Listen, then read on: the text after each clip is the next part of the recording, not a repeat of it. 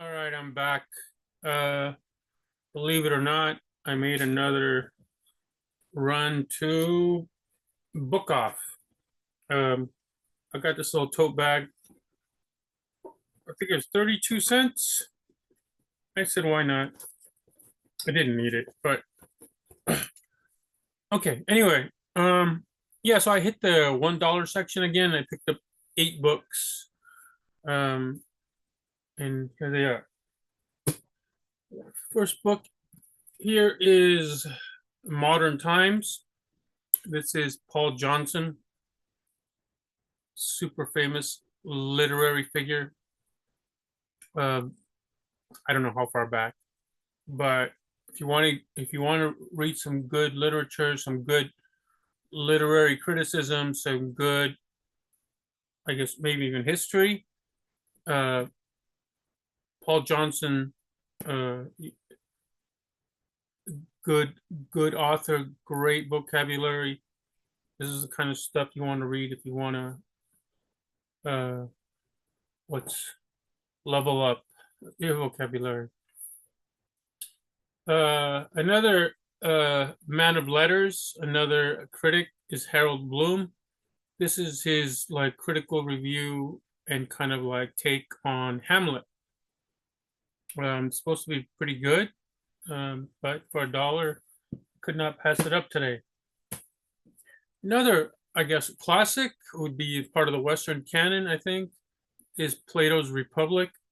I think that's pretty self-explanatory. Everybody knows Plato.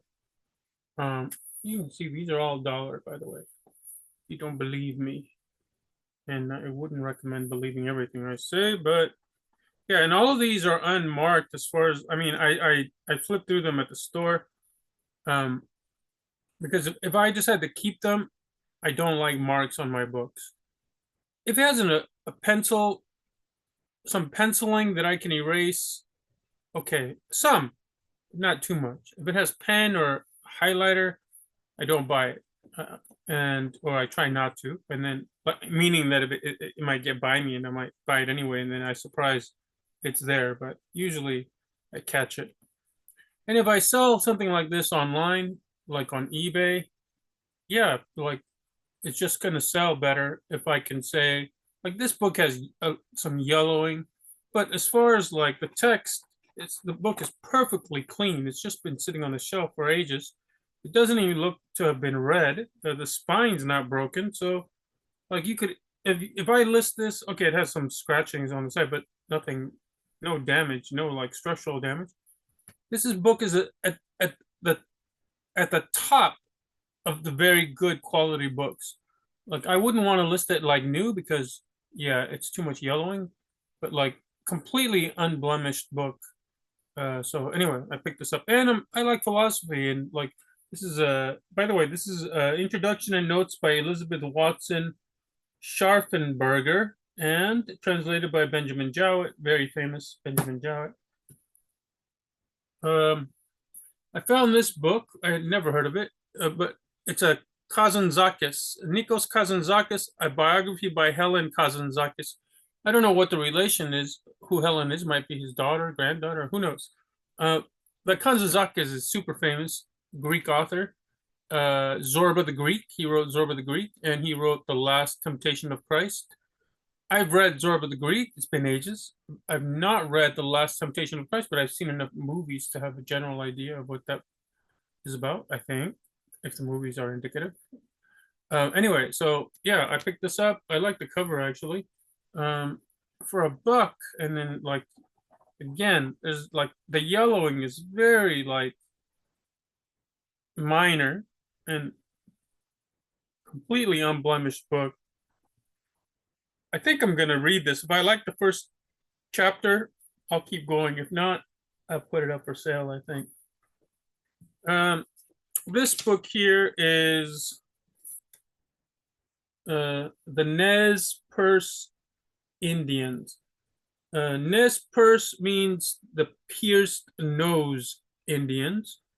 Nez is actually French. I think the French would say nez, but I think in America or generally in English speaking worlds, we actually just say the Nez Perce. interesting enough, like the name for themselves were the Nimi Poo. They called themselves the Nimi Poo, and the Nimi Poo means the real people. What? Like they call themselves the real people. Like the Nimi Poo in their language means real people. Thought that was kind of badass. Anyway, yeah, so there was a famous Nez Perce War when they didn't want to be put into the reservation. They tried to escape to Canada, but they were defeated before they can get to Canada. Um, I don't know why they didn't just let them go, but anyway, yeah, I don't know about these things. Anyway, so and we treated the Indians horribly, right? Unfairly, unjustly. Yeah, I'm not saying like I'm not one of those that says this America is Indian country, it's their land. It's like, no, I'm not saying that. I'm just saying we were pretty ruthless to them. Okay. Anyway, so I you remember I had my other book on and it has to do with settling America. Anyway, so this is another book on Indians. Um, you would think I'd be more sympathetic given my interest in it. It's not that I'm not. It's just that I'm not a bleeding heart for every underdog, you know, in the world. Like people lose wars. There are stronger and weaker nations. It's kind of like, yeah, that's the nature of the beast. I don't have the same moral equivalence. I don't use the same moral, let's say, scales for people and animals, right? I don't say a bad lion. Why did you eat the antelope? And I kind of don't say bad America. Why did you eat the Nez Perce Indians? No, it's not completely as separate. It's not as different like animal morality, if there is such a thing, and people morality. I'm not saying that's as big a difference as that, but I don't think we can judge nations the same way we judge individuals. It's not my own theory, and it's not a hashed out theory. It's just it's kind of my yeah. It's kind of my I don't know what to call it. It's just a somewhat of an intuition. And kind of generally, I think that you cannot judge nations bad America, bad Britain, bad France. It's not like they don't do terrible things, they do. But I don't think we can. I don't think we can judge them the same thing, the same way we do individuals. That's it. I don't know why I'm going into all this. Anyway, uh, okay. Now, three language books. I am studying French. I found this for $1. And it has a CD, which is one of the reasons I picked it up. Although honestly, now that I think about it, why did I do that? Because I don't have I have a CD player, but it doesn't seem to be playing any of my CDs. I don't know if my computer's not up to date on like, yeah, I need to like update some things on my computer, but like it wasn't playing my other CDs. And I'm like, and I bought a new one and it still didn't play it. And there's nothing wrong with the CDs. I know that. Anyway, so this is the Living French, um, the new edition Living French, a grammar-based course.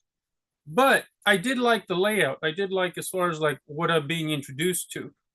Um, yeah, you get the alphabet, you get the diphthongs, you get the liaison. You get the grammar. You get like je suis, tu es, il est, nous sommes, vous êtes, ils sont. J'ai, tu as, il a, nous avons, vous avez, ils, non, ils ont, not ils sont, ils ont. I think you don't liaison the to have her. Yeah, so, and then it has, yeah, so it was pretty nice. So this is what I have for $1. Two more. And I wasn't going to pick these up, but what I found interesting was this Spanish book, the New Spanish Self-Taught. This is from Brown University.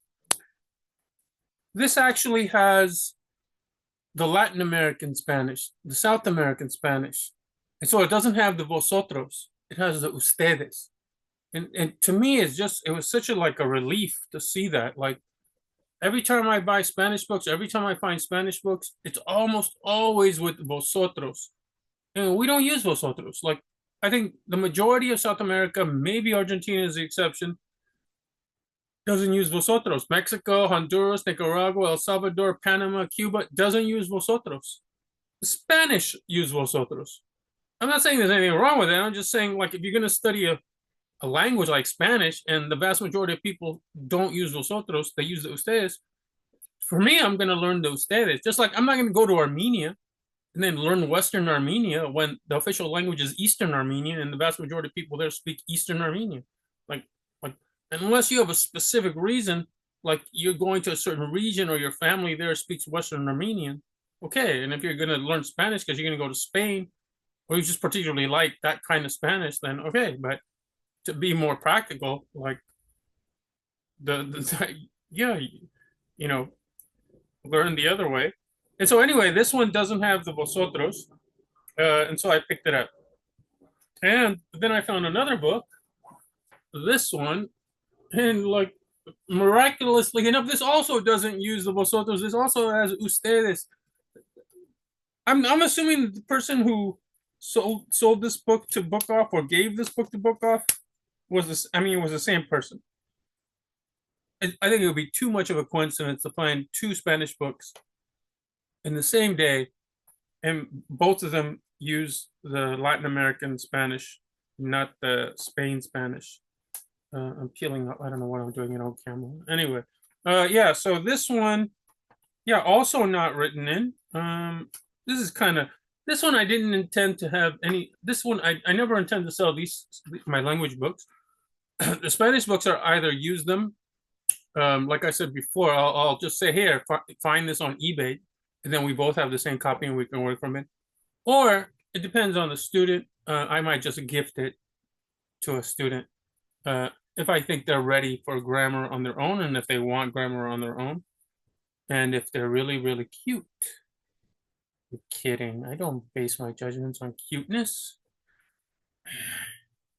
Anyway, all right. So that's it. Those are the books. I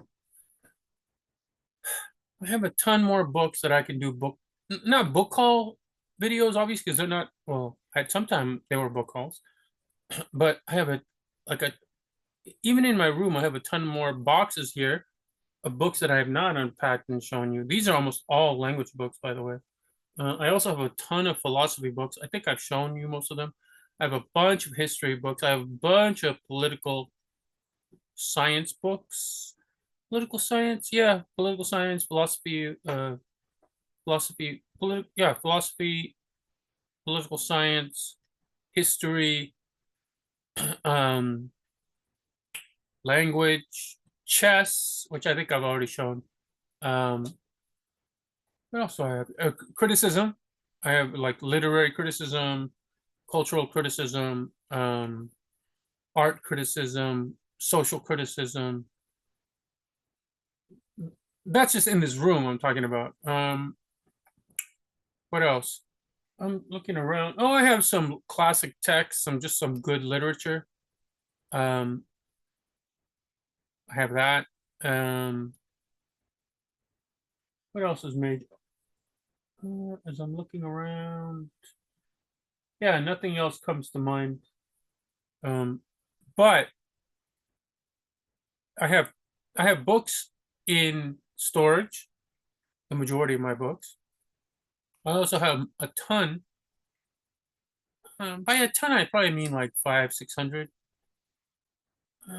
maybe more. At my sister's house, she was gracious enough to allow me to store my books in her bookshelves. She has a lot of bookshelves, and I have a lot of books. So anyway, that's it. I have nothing else to show you, and I thought I did, but I don't. I'll stop rambling. See you guys. Click and see ya.